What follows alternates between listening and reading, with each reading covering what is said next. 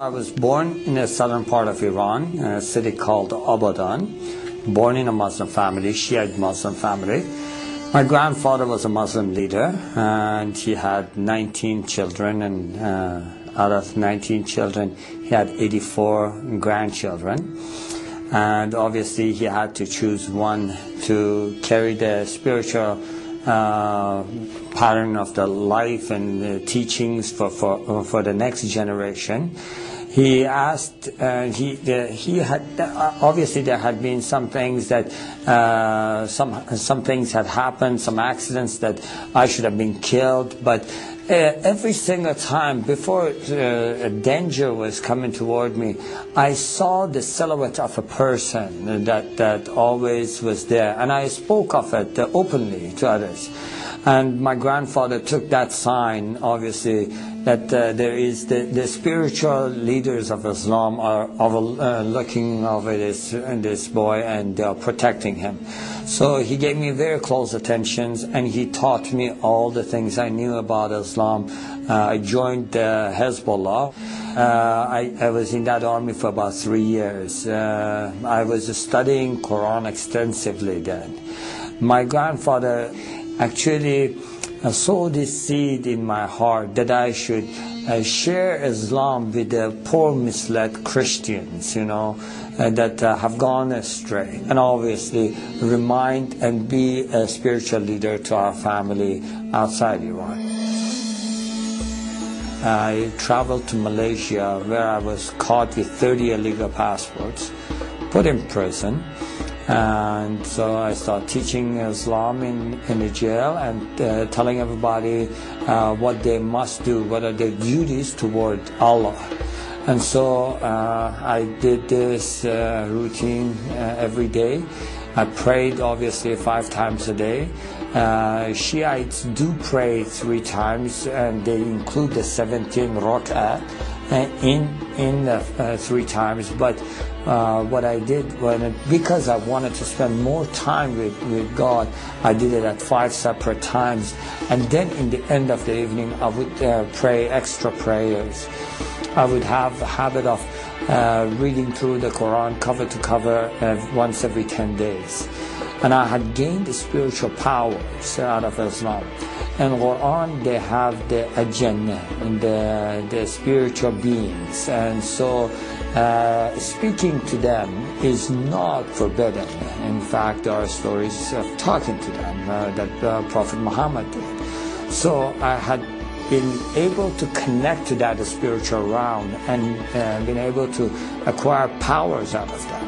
And so I was able to pray for people, especially when people, someone hurt them or someone did something to them. They would come to me and they would ask me to say a prayer, and immediately that person would get sick, have an accident, this kind of things, I was able to close my eyes, tell you what a person is doing in another room. And so this had made me more power hungry, and I wanted to gain more power. So I would spend and meditate more in the Quran.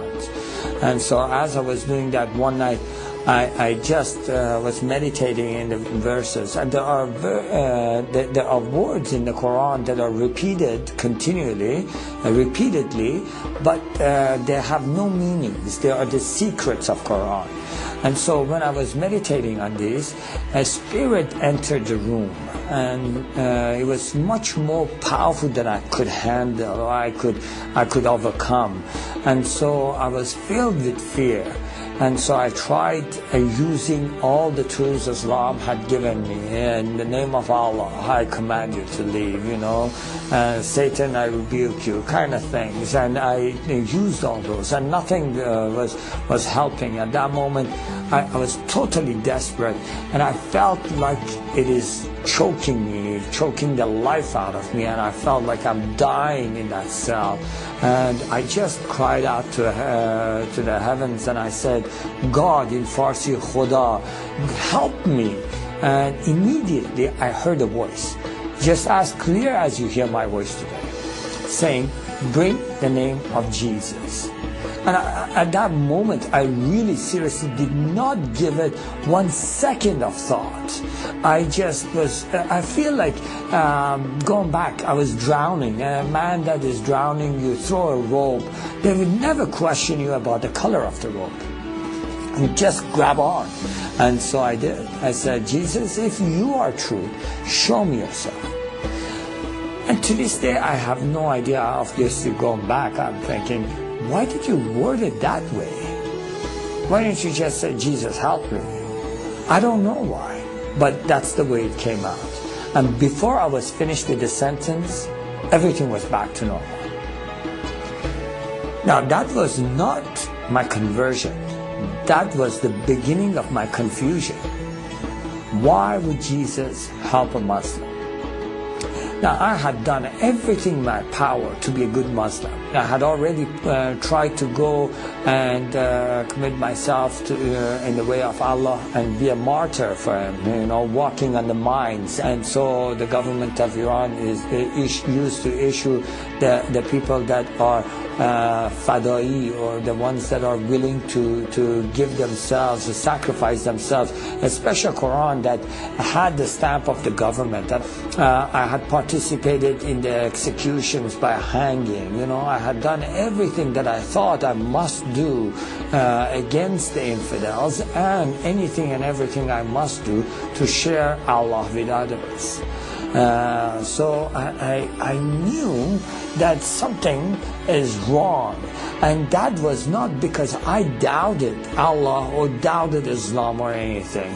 I fully believed, and I didn't know what that is, and it just confused me. And so I tried to just forget about it, But that question, why would Jesus help a Muslim? Why would Jesus help a Muslim? That would just keep coming at me. I believe in Muhammad, the last prophet, I would think, in the perfect religion. Why would Jesus come to help me? And so that 2 weeks period, I just got really confused, and I said, okay, I'm going to pray and fast and ask God Himself to show me the path. Obviously, I thought at that moment, and there are verses and things taught in the Quran that says the ways of Allah are many, and no matter what part and what part of the mountain you climb, you always come to the same mountain top. And I thought, maybe that is what God is, and then, no, maybe it is different for God. Maybe God has a specific way for me, and He wants me to follow that specific way. So I thought, I will never find out unless I ask this question. So I did. I prayed and fasted, and from the bottom of my heart, with all my strength, I asked, God, what is it that you want me to do? What way is it that you want me to follow?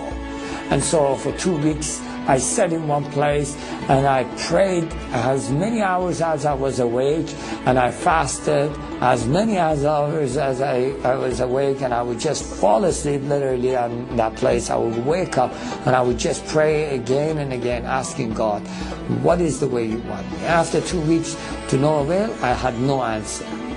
And I really got frustrated. I just thought, forget it, what is this? I have no chance of finding out what He wants.